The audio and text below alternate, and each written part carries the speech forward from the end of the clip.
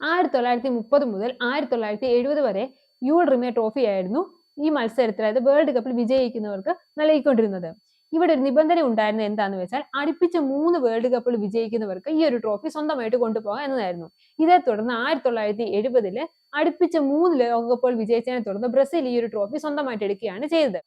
മൊത്തം 2 തവണയാണ് ഈ യൂൾ റിമേ ട്രോഫി മോഷണം പോയിട്ടുള്ളത്. ആദ്യത്തെ എന്ന് പറഞ്ഞാൽ 1966 ഇംഗ്ലണ്ടിൽ വെച്ച് ഒളിമ്പിക്സിന് തൊട്ട് മുന്നോടിയായി ഒരു പ്രദർശനത്തിൽ വെച്ച് ഈ ട്രോഫി മോഷണം പോവുകയാണ് ചെയ്തത്. ഇത് പിന്നീട് പിക്കിൾസ് എന്ന പേരുള്ള ഒരു വളർത്തുനായ റോഡിനോട് ചേർന്നുള്ള ഒരു കാട്ടില് പാത്രത്തിൽ പോയി നിന്ന് കണ്ടെത്തുകയാണ് ചെയ്തത്. ഇതിനുശേഷം രണ്ടാമതായി വീണ്ടും ഈ ട്രോഫി മോഷണം പോവുകയുണ്ടായി. അത് ബ്രസീലിലെ റിയോ ഡി ജനീറോയിലെ ഫുട്ബോൾ ആസ്ഥാനത്ത് വെച്ച് സൂക്ഷിച്ചിരുന്ന ഈ ഒരു ട്രോഫി അത് 1983 മോഷണം പോകുന്നത്. എന്നാൽ ഇതിന് ശേഷം ഈ ഒരു ട്രോഫി പിന്നീട് ആരും കണ്ടിട്ടുമില്ല, തിരിച്ചു കിട്ടിയിട്ടില്ല.